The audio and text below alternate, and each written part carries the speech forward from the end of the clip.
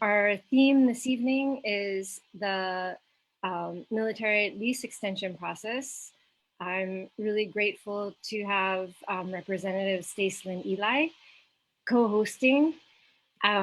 She represents House District 43, and she's also my colleague on the Finance Committee.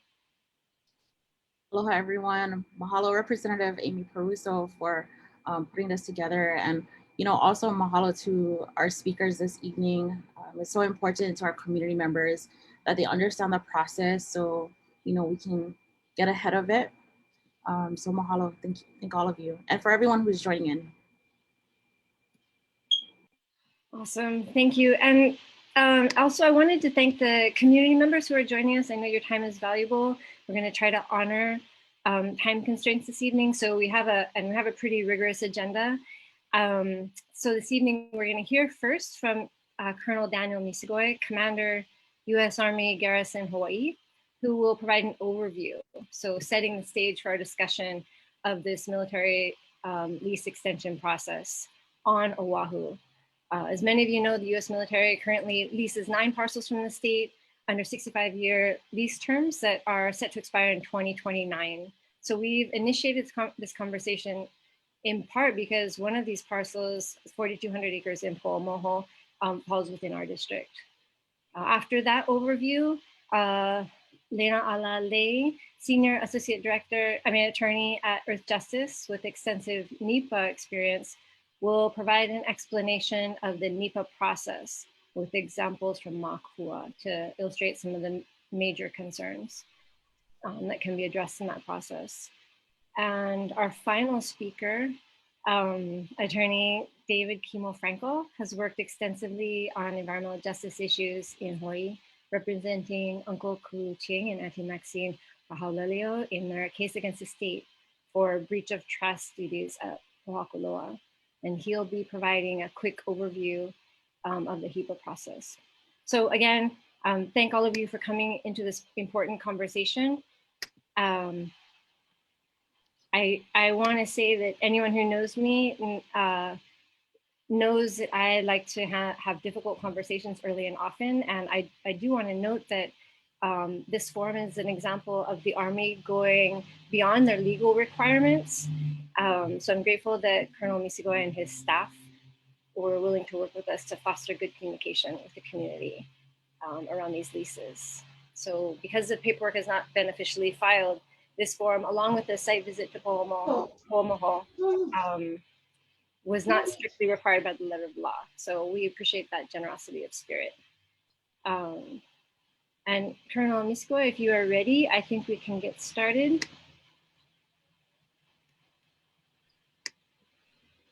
Okay, am I unmuted? Okay.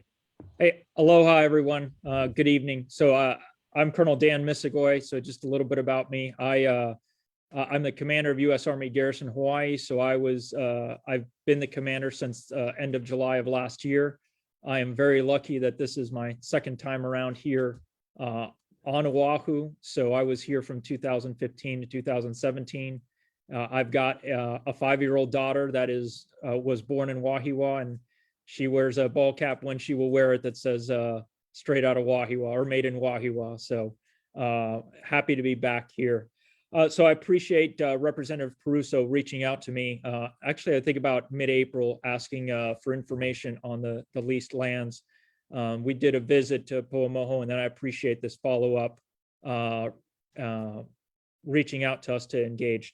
So a few things I'd like to highlight up front. So the leased lands. So for us, we look at the Army training lands here are important for the readiness of the Army, as well as the Marines. So we look at it as the joint force out here in Hawaii.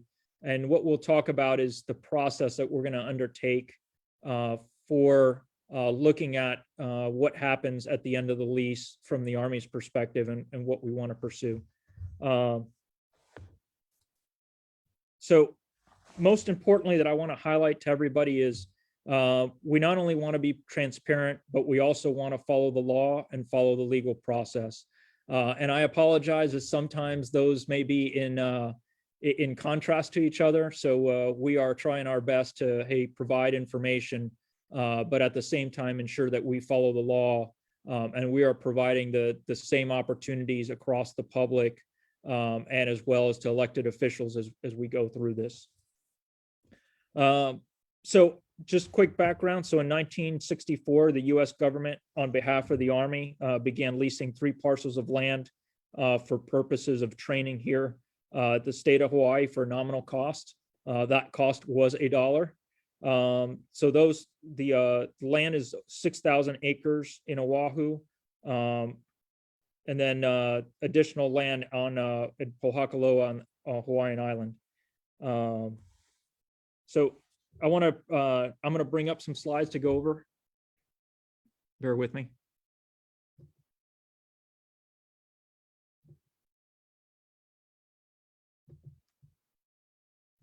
So want to highlight the 4 parcels of land broken up a little bit farther here, but so on the western side of Oahu is leased lands in the Mākua Military Reservation. So you see the bulk of it on the north side and the south side, but some land that stretches across from north to south. The Poamoho area as well, and then in the north 2 parcels of training area in the Kahukus. And then let's see how I go to next slide. Oh, there we go, and I skipped. Okay. So I'm going to talk about the what steps we're taking moving forward. So the first step in a very long process is going to be the Army conducting an environmental impact statement. So the environmental impact statement is governed by the National Environmental Policy Act, as well as the Hawaii Environmental Policy Act. And it'll be used for the Army to determine the environmental impacts of the proposed action and alternatives, and it'll give the public opportunity to provide some valuable input and feedback. So you may be wondering, if the lease doesn't expire until 2029, why is the Army required to take action now? Well, this will be a long process, particularly with the EIS, it'll be a multi-year process. And in order to take any action, in order to take this action, the Army is going to start by publishing a notice of intent. So the notice of intent we are working through right now through our chain of command, that it'll go all the way up to the Office of the Secretary of the Army. Once that is approved, it'll be published in the National Registry. That will start a 40-day comment period for the public for scoping. So after the notice of it, so you may ask, what is public scoping? So public scoping is an early and open process that's conducted in compliance with both NEPA and HEPA to identify issues and alternatives to be addressed in the EIS. The public scoping allows you to participate in 4 ways: learn about the proposed action the Army's decided to take regarding the leased lands, identify your concerns, provide new information for suggestions for the Army to consider, and provide comments. So the 40-day public comment period will help define the scope of the issues and analysis to be addressed in the EIS. The public scoping period begins the date a notice of intent is published in the public registry, and it's open for 40 days. Federal, state, local agencies, Native Hawaiian organizations, and the public are all invited in the process to comment. So once the notice of intent is published, scoping material and other information about the process will be made available online at our project website. And I believe we're going to provide that here in the comments here in a second. So through the 40-day period, there'll be multiple ways to submit comments. In person, we'll hold, I believe right now, 3 public meetings, by email, by mail, and also online on the website. After the public scoping is done, we'll begin the work of taking those comments and then starting to conduct the environmental assessment that'll feed the drafting of the EIS. Now, this will be a long multi-year process.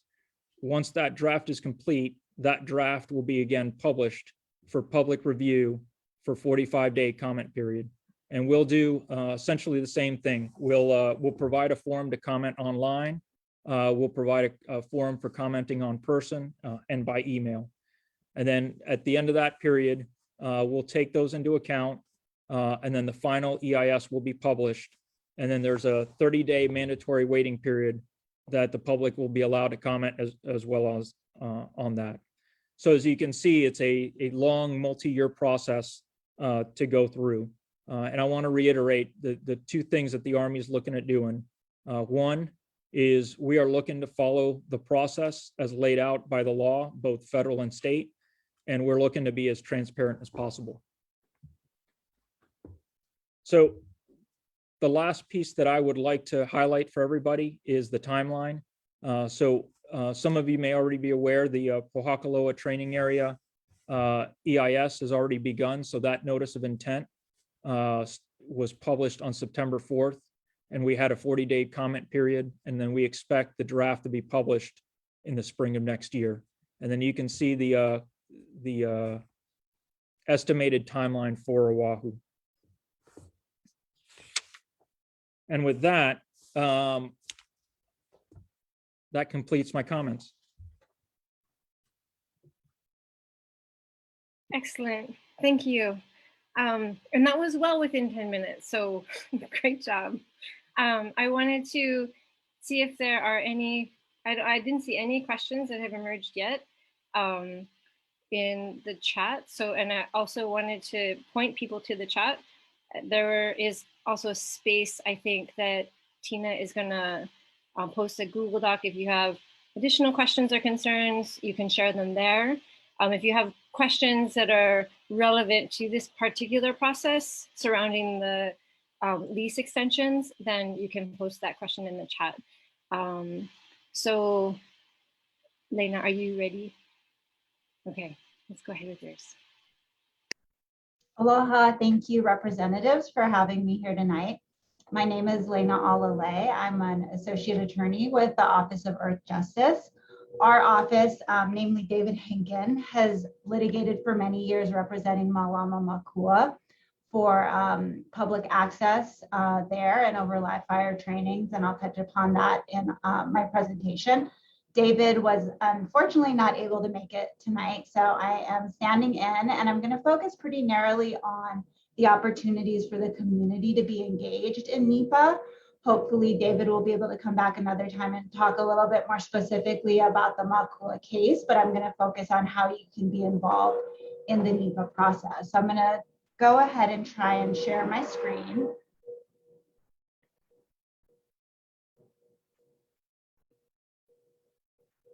Can you see that?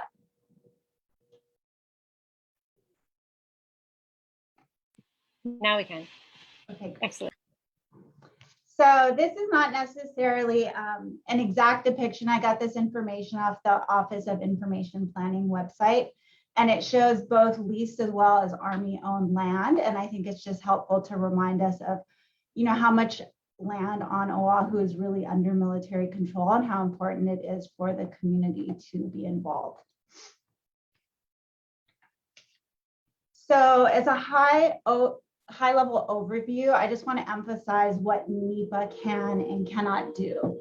NEPA is essentially a procedural statute, so it gives you as a community the right to have input into the process and to have the Army and the military to respond in a substantive way to the comments and the issues that you bring to their attention during this process. It does not guarantee that the Army or the government will make the decision that is best for the community, but it does guarantee that you will have your voice heard. And I think that's important as an advocacy tool. It's very important that the community has their voice heard, that this document is complete. It represents the issues that you might want to have addressed, and you can use it when it's complete in your other advocacy with legislators, with the congressional delegation, So it has use both within the Army's decision-making process and also outside in other advocacy that you might do. And just as one example of successful NEPA litigation, I mentioned earlier that David Henkin from our office has litigated for many years on behalf of Malama Mākua. And in that case, the court originally ordered a preliminary injunction to stop training pending completion of an environmental impact statement. That is a quote from the court case. One of the issues that the court found compelling was that the Army had not considered how live fire ordinance would affect archaeological sites and how to minimize damage. And there has in fact not been any live fire training in Mākua since 2004. And there are pretty regularly monthly accesses provided to Malama Mākua and other practitioners who would like to have access to the valley. And that has all come about as a result of NEPA litigation. So in making your comments, there's kind of three main boxes that I think you should keep in mind. The first is alternatives. And the NEPA process allows for the community to suggest alternatives. And one of the alternatives that the Mākua litigation that David worked on actually had considered for the first time was, does the Army even need to train here at all? And I understand from looking at the Pohakuloa EIS that that is now an alternative that it looks like the Army is including, is to actually evaluate the option of not conducting any training in these particular areas. Another alternative that the community might want to suggest is that the Army consider how to meet its training goals without conducting live fire training. Again, that's something that has been halted since 2004 in Mākua, and it raises the question, does the Army actually need to do live fire training in this area in the future? So alternatives is a very important area of consideration. Another one is the environmental consequences. You as a community are best informed about what are the effects of training in your community. There's, as a matter of course, an EIS document will examine, impacts to endangered species, potential contamination, but it is really helpful and important that if you submit comments during the scoping period, that you put out there what are the issues that you want to see the Army to consider that they might not have thought of. These can be traffic input effects, they can be sound, noise, anything that might affect you in your home and in your community and on our natural resources as a result of training activities. And then finally, mitigation and monitoring are really important. These are ways to minimize negative impacts. Again, this is something that the Army puts forward in its process, but you also have the right to raise suggestions based on your experience and expertise. The next slide just kind of shows the multiple places in the timeline of the drafting of an environmental impact statement that the community will have to make public comment. We're talking about the scoping stage, which is a very initial stage, but we would encourage you to get involved as soon as possible. The scoping stage is really what sets the terms of what the Army and the military are going to consider in their document. And it allows, early input just helps to set the stage for a successful process. That said, if folks do not, for whatever reason, make it in at the scoping stage, there are these other opportunities for public comment. So I would encourage you to keep your eyes and your ears open. And I'll go through a little more specifically.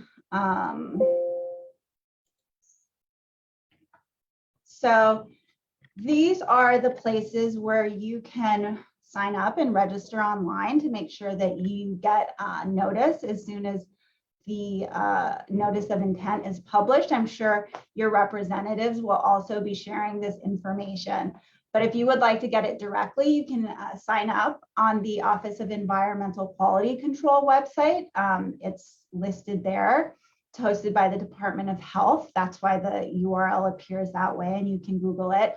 And that is the Hawaii Environmental Notice is published every 2 weeks. So there might be a little bit of a time lag between when the notice of intent is actually put in the Federal Register and when the environmental notice comes out. But that is one way for you to be involved in the process. That's so it's every other week. It's kind of like a newsletter format, and it lists both state and federal actions that are subject to HEPA or NEPA review. And I would encourage everyone to sign up. And then the Federal Register, you can also do it there. You get more immediate notice, but it's a little bit harder to navigate as a website. And I'm glad that the Colonel clarified that there's going to be a 40-day comment period during the initial scoping phase. I kind of mentioned these already, and I'm gonna illustrate them with some pictures to kind of help you keep in mind what kind of comments you can make. But I would stress that environmental consequences that the Army has to consider under the law, they're both indirect, direct, and cumulative. So it would be, you know, the immediate impacts of having training, but also the long-term effects that happen over time. If there's repeat explosions, is there contamination to the groundwater? How does this alter the landscape? And so it's a very broad scope of effects under the law that the Army and the agencies must consider. So I wouldn't be afraid in raising issues to think broadly about the concerns that you might have. And one thing also to I want to make clear in comments, the greater specificity you can have, the better it is for making sure that your comments get considered. So I'm just going to run through really quickly some of the major issues that have come up in the context of Mākua that are issues that should and will be considered in the environmental review, and may also affect these other lease areas that I'm not as familiar with.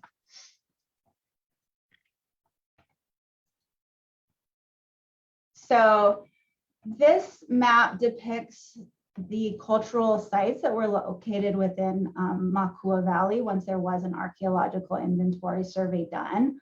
It includes heiau, it includes burial sites, it includes petroglyphs, it includes a whole range of cultural resources that are of great value to the community, and that as a result of the survey, there's also mitigation and protections in place to make sure that these resources aren't damaged. Another set of very important cultural and natural resources are of course native plants. It happens that these areas, mountainous areas, they have a lot of very rare plants, and this again is focused specifically on Mākua as far as that map, and those are just some of the images of those plants. Same thing with endangered animals. These areas, again, they're very important for everyone. I think knows endangered tree snails, only found in that mountain range here on Oahu, so that's very cool. Wildfire was something that you might not immediately think of, but that was one of the largest concerns with training in Mākua, was the occurrence of wildfires as a result of just training activities causing, you know, the dry areas. It's very dry to catch on fire, and that has runoff effects. It has a whole variety of spillover effects beyond just the immediate danger posed by the fire, both to the community and to native forests, which is of course habitat for those plant species and animals that the previous slides were talking about. And then there's of course always public safety concerns when there's live ammunition being used. This was actually found on a road in Mākua, and it was from World War II. It wasn't a recent training activity, but it kind of shows this is the impact range that needs to be protected for a bomb of that size if it were to detonate. So of course, there's also safety concerns. And contamination to resources, one of the other studies that got done as a result of litigation was looking at the effect on limu.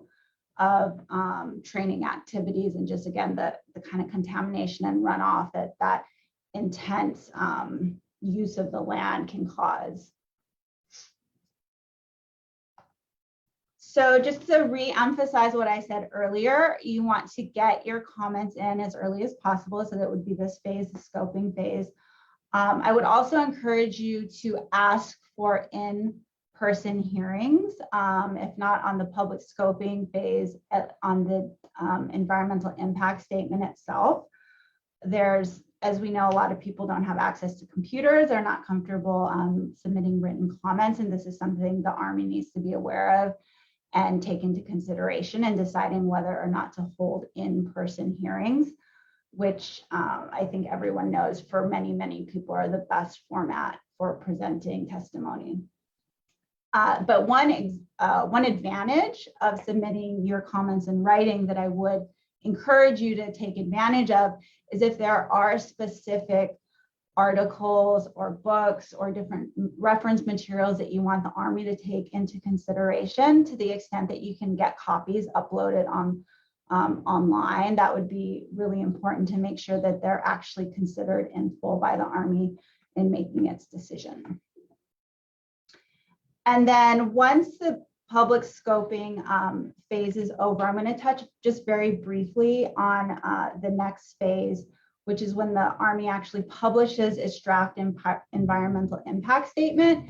And this stage is a little bit harder in the sense that there's that huge document to review in what can be a very short amount of time. So as opposed to the public scoping process where, you know, it's an opportunity to have a dialogue and give your input into what the Army should consider. In this phase, you have to be really ready to look at and digest that document if you do want to provide specific comments on it. And if there are issues, of course, that are of concern to you, you'll want to focus on those and really tailor your comments to those issues when you look at the draft environmental impact statement. And one of the cool things about the process, I think, is when the agency publishes its final environmental impact statement, there's actually an appendix, and you can look up how the Army responded to your specific comments and what the response is. And in responding to public comments, there's a number of different ways the Army can respond. The most often is just to, you know, explain a disagreement. That's for most agencies, not just the Army. But there are other ways that the agency can respond, including modifying the proposed action, considering a different alternative that wasn't originally considered, actually modifying its analysis to take into consideration your comments. So that's another very important thing to be aware of when you're reviewing the final environmental impact statement. There is actually an opportunity to comment on that document, but you're kind of at the end of the process and the agency's essentially made its decision. So you really want to, again, submit comments during the scoping phase or the draft environmental impact statement phase. And really by the time the final environmental impact statement and the record of decision come out, you'll be wanting to consider whether there's any grounds for legal challenge, if there were any inadequate responses or failure to comply with the minimum timelines and opportunities for comment. And one other thing to keep in mind is there are other opportunities in addition to the NEPA process. David Kimo is going to speak on the state lease side, and there should also be National Historic Preservation Act review for any areas that have cultural sites. And again, I apologize, I'm not very familiar with many of the lease sites in your communities, but these are that is something to keep in mind moving forward. So thank you, and I'll be happy to take questions at the end or now, whenever is most convenient. I think this was really thorough, excellent. Thank you so much. And I think we can move right into Mr. Frankel's presentation or his discussion. And then we have some questions already in the chat that are really important, deep questions. And then also, I think that we're getting a couple of questions on the Facebook live streaming. So we'll hold those questions till the end because they might be addressed in Mr. Frankel's presentation. Are you ready? Sure. Let Okay. me apologize. I upgraded my Hawaiian Tel speed 100 times, and I've never frozen so much in my life. And I have no solution to it. As Lei mentioned, there's sort of three in general processes that we can talk about: the environmental impact statement process, which is NEPA, but also what I believe the Army will be doing here is a joint document with the state to comply with the state EIS law as well. So those two will be merged into one process, and so everything Lei told you is what you need to know. The one thing I would add to that is the first step of the process, which is, quote, the scoping process. That's the most important thing to do at that point, is identify issues that you want to make sure the Army covers. So if you think they're not going to discuss an issue, that's the time, the scoping time, scoping period is the best time to mention that. Then there's also going to be, and it can also be done in conjunction with the NEPA process, is the historic review preservation process. There are these terms that you may hear, 106 or 6E. Those, again, can be done jointly, and that's to look at historic properties and cultural resources, the impact on those. And I think there's two schools of thought. One is to provide your comments early and often, and just tell the borderland natural resources and the Army as much information as possible. There's other people who think you should not say anything, you should not reveal anything. Based on my experience in litigating these kind of projects, I believe the best thing to do is to comment often and as much as possible, not to withhold information.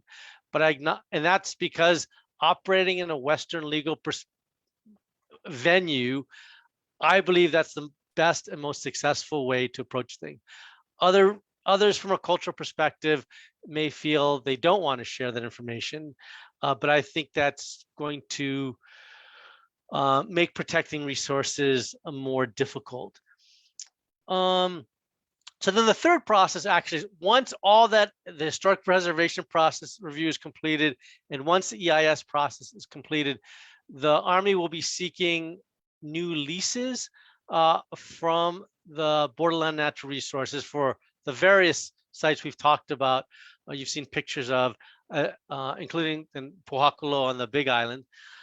In 2017, the legislature amended the law in a way that none of us saw, unfortunately, and it allows the board to extend all these leases. Before that, the Borderland Natural Resources was powerless to extend the leases to the Army, but now it can extend the leases. Now, I would suggest that's a breach of trust to do that, because if you read the existing terms of the lease, one example is if there's any dispute between the state and the Army about the Army's compliance with the lease, it is to be adjudicated by the Army Corps of Engineers, which hardly seems like a fair process. So there's a lot of problems with the terms of the lease, and those are issues that one can raise in a contested case hearing before the Borderland Natural Resources as to whether a new lease should be granted to the Army, whether for Pohakuloa, Mākua, Poamoho, wherever. The law is very clear that people have a right to a contested case hearing over these new leases or extension of the leases. I would suggest to you that there's really good attorneys out there that can help you if you want to fight the extension of these leases. You can talk to the folks at Earthjustice who know how to do this stuff, or the folks at the Native Hawaiian Legal Corporation. They can provide really good help.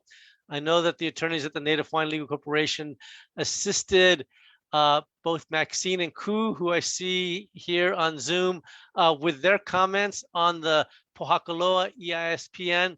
And also Kyle Kajihiro wrote a really good letter on the Pohakuloa EISPN, and his is a model letter to follow from if you wanted to write a letter regarding these other leases, and maybe he can send you a link to his excellent letter.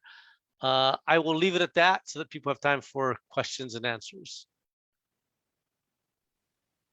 Thank you. That was perfect. Thank you. I think we're going to start just by kind of backtracking a little bit, just so that we're all on the same page, because this EIS does incorporate 4 very different sites or parcels. So I wanted to go quickly back to Colonel Misigoy and ask him to reiterate what the military is currently using each of those sites for, because it varies. Can you talk a little bit about that, Colonel?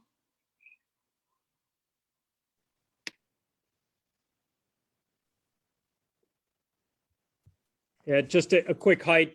The highlight I'll give in very general terms is all of it is training land. All of it is used either by ground or by air for training for the Army and Marines. So beyond that, that's part of the process to look into as to the training on there and whether that training warrants, action later in the future as far as retention. Okay. Okay. So I wanted to, there are a couple of questions in the chat that I felt, deserve some discussion because they come up often in our conversations at the legislature and in the community. And it'd be good to have, just people weigh in. The first is from Uncle Ku, and he asks, these lands are in the public trust and the lands must provide benefits to the beneficiaries. And that's part of our state constitution.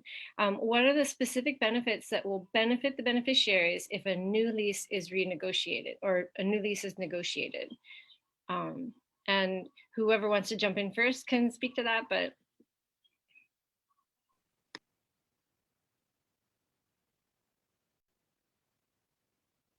I think the Colonel should answer that, but I'm not sure how bombing the land provides benefits to the public or to the public trust resource, but we'll leave it to the Army to come up with an answer to that.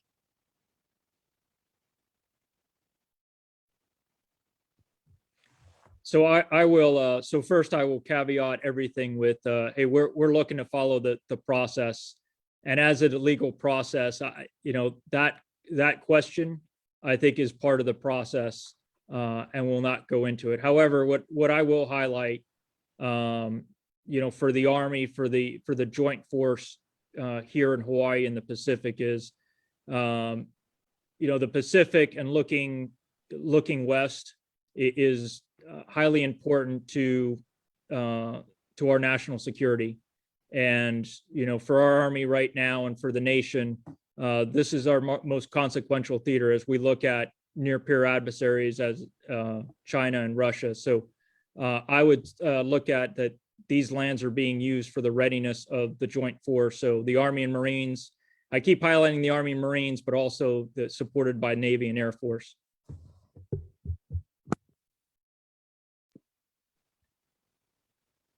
I think I did want to say, the most obvious benefit in terms of the beneficiaries and for renegotiating these leases would be a shift in power relations, right? Because I think that when these lease terms were established 65 years ago, almost, it was very unbalanced. So the people of Hawaii didn't have much say over the terms of these leases or how, in fact, they could be negotiated to benefit the whole or to benefit Hawaiians. And I think that that's, for me, there's a lot of room for improvement. I think that $1 for all of those lands for 65 years,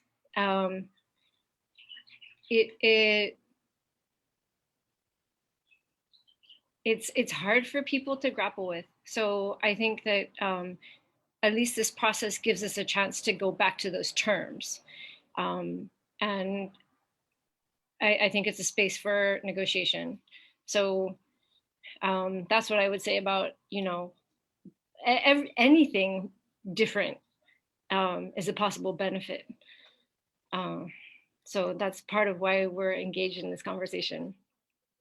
The second question, well, there are lots of like very deep, intense questions. And I think that the second, Uncle Ku's second question kind of goes to what Mr. Frankel pointed out, you know, this issue about benefits through destruction of land, through weaponry. And I think Aunty Maxine's comment does so as well, like in terms of the destructive impact of warfare. So these are all issues that I think the community tends to grapple with. I'm just scrolling through the questions. So this information is going to be posted on Facebook, multiple Facebook pages people are sharing. So it should be available in multiple spaces. I think Uncle Ku points out that, you know, the military's use of deadly explosives in impact zones might obscure historic sites, might make them unavailable for anthropological or sociological inquiry. So there might be like a challenge in identifying all the spaces that are sacred if, you know, they are training sites. I think that we saw that over on Schofield the other day. There's unexploded ordnance. Oh, so a question from Summer is, when would a request for a contested case hearing need to be followed or filed? And I think that question might be for Mr. Frankel. So it will be a while. They have to finish the final environmental impact statement first. It will be an item on the agenda of the Board of Land and Natural Resources at some point. Again, I wouldn't expect that to happen at least for another year. But yeah, and then it'll come up very suddenly. There'll be an agenda will be posted at the end of the day on a Friday, and it'll be on the agenda the following Friday. At that point, people need to get in gear because that's your chance. You have to ask for a contested case hearing orally at that meeting, and then follow up with a written request for contested case hearing. But again, I wouldn't expect it to happen for at least a year and probably several years from now. And I guess the other thing that I do want to mention is, so ultimately, it's most likely the decision will come before the board in 2028, I would guess, which means that whoever's on the board becomes very important.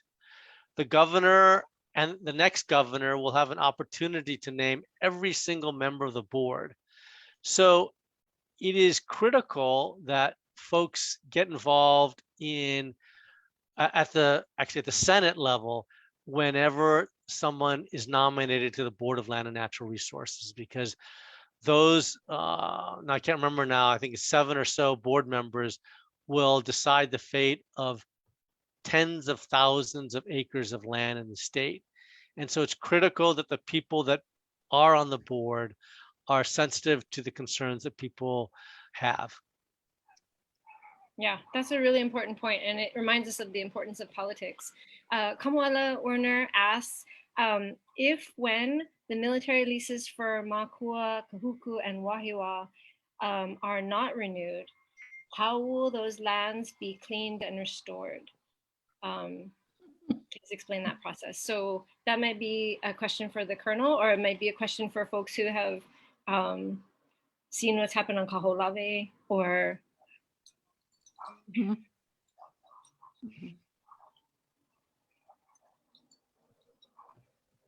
So I will say that I am not ready to answer that question.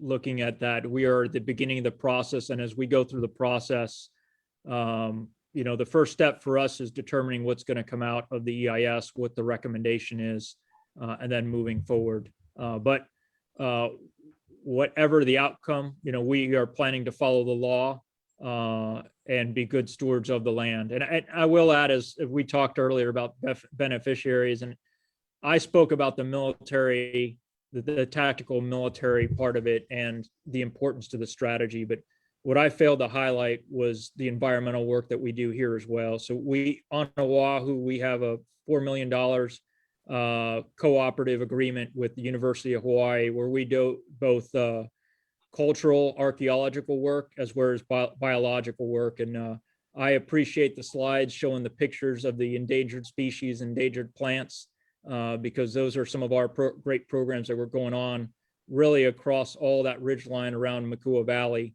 to preserve endangered species, to control invasive species, and also continue archaeological work. So thank you. So let me address that as well. In the lawsuit that Ching and Maxine brought, they pointed out that the lands at Pohakuloa did have military debris scattered on the land, even though the terms of the lease prohibited that. And they sued the Department of Land and Natural Resources and the Board of Land and Natural Resources for failing to fulfill the trust duties to ensure that the lease was complied with. And in the course of the litigation, we discovered that there was quite a bit of unexploded ordnance and other military debris on the land. And as a result of that lawsuit, the Army started to clean up more of the mess than it did. Now, I don't know if that kind of involvement has taken place on Kahuku or Poamoho or anywhere else. I believe Mākua has had definitely some efforts made at addressing unexploded ordnance there. But if folks are concerned about military debris that still may litter the lands at those other locations, they should, separate and apart from the EIS process, also be writing to the Board of Land and Natural Resources and asking them to take action to ensure that the engage in an inspection to make sure that the land is free of military debris. Because the way the lease terms work is the military can just sort of wash its hands at the end of the lease and say, you know what, it's going to be too expensive for us to clean up, and so we're not going to clean up. But the state does have the ability right now to force the Army's hand, particularly since they want a new lease. So if unexploded ordnance and other debris is scattered in the land, this is the time for the state to get the Army to clean it up. Thank you. So the next question is from Tina. Is there any possibility that the leases would be renewed before 2029?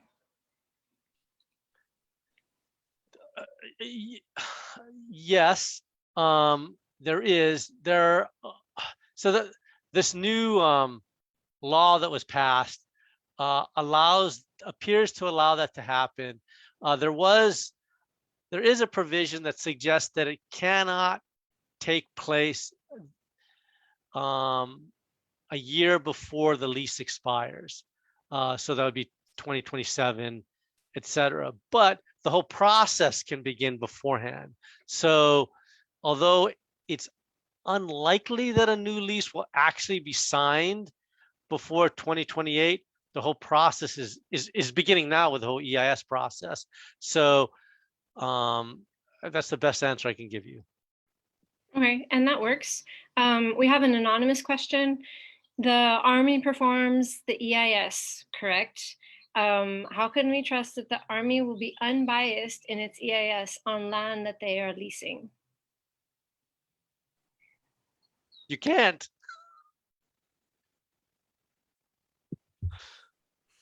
Well, we have several points at which we can intervene, correct? So we get to read the drafts, and if we have knowledge that is corrective, then we can provide that. Is that mistaken, or is that? Yeah, that's true. Yeah, again, the ultimate decision is really in the Army's hands, how they want to use the information, but the community can certainly have a role in making sure that the Army has the best information in its hands. And again, there are very strict requirements on how the Army has to respond to substantive comments and meaningful comments.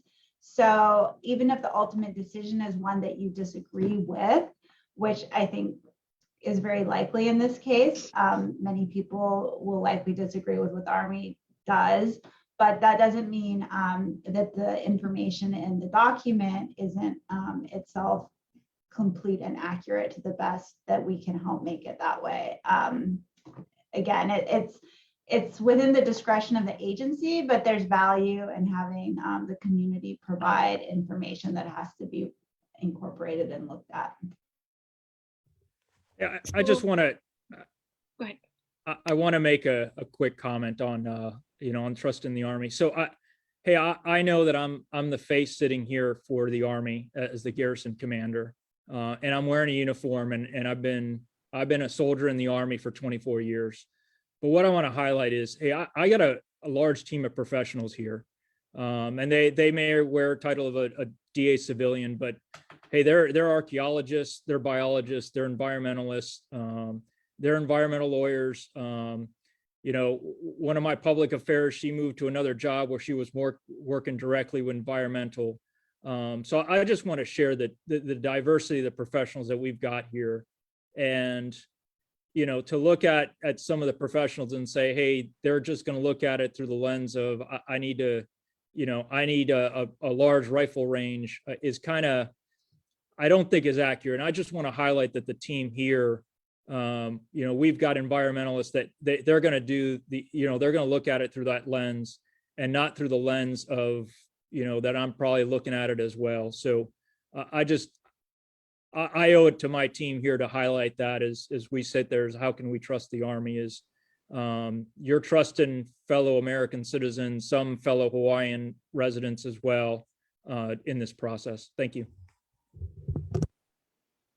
I have a follow-up question from Kamala Werner. How does the state and military negotiate new lease prices? Are there any current lease value estimates for these parcels? And I think we talked a bit about that before, and it'd be I think it would help the community if you talked about the second stage where we talk about realty and conducting surveys and so on, because the land is not accurately surveyed. Hey, so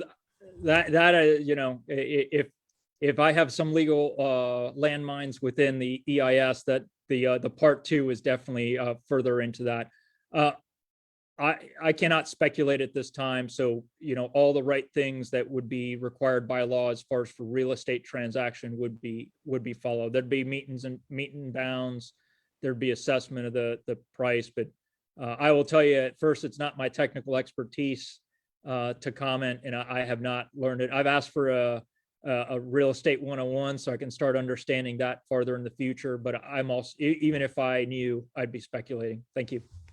Right, but just to clarify, like that entire question is a second additional step.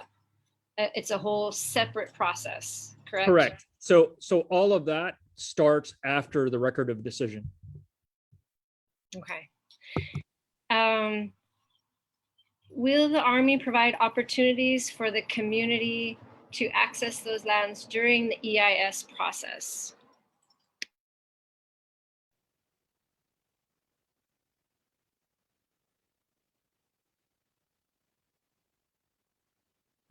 Colonel. Yeah. So yeah, I have folks in here, keeping me quiet and something.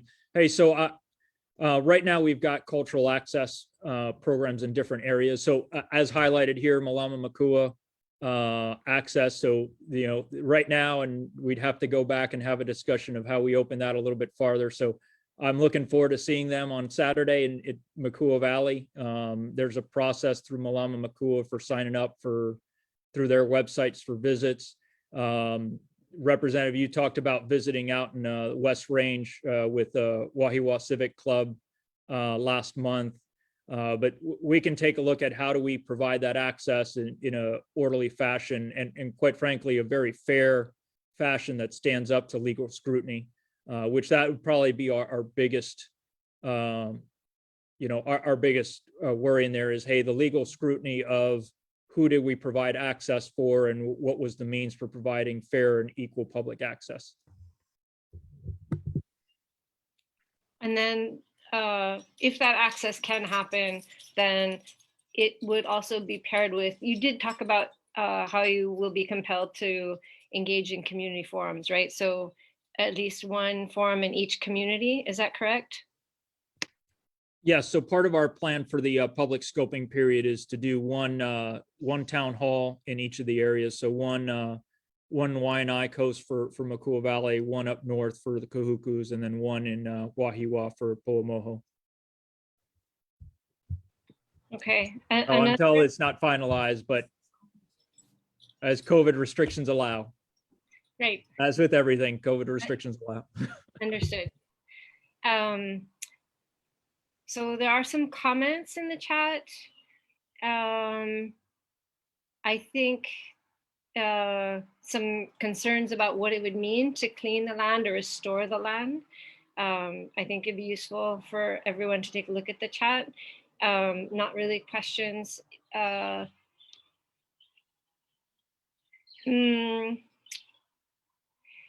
So Uncle Ku asks, and I think this is an interesting question. He says about a year or so ago, a program took place to improve community-army relations. It was suggested that the Army at Pohakuloa adopt the theme of Malama Aina. The Army refused to do so. What's the problem or difficulty, among other things, for the Army to adopt the standard of Malama Aina on the lands they want to lease? Hey, so I appreciate bringing it up. So I want to say aloha to both of them. So they were both part of the Kahuku process, which is something we were doing on Hawaii Island, and actually is still continuing on. So we held another session here this past Thursday that we are discussing, hey, what are some of the mutual mutual areas of interest between the Army as well as the community there on Hawaii Island. So I can tell you we continue to move forward with the process. We're looking at different issues from stewardship to cultural access or access in general, as well as water issues. And we're breaking out into working groups now. And I think it's been a great process moving forward. And I just would ask if you'd like to come back and join us again. I know you left the process, I believe, at the end of last year. You're more than welcome to join us. Thank you.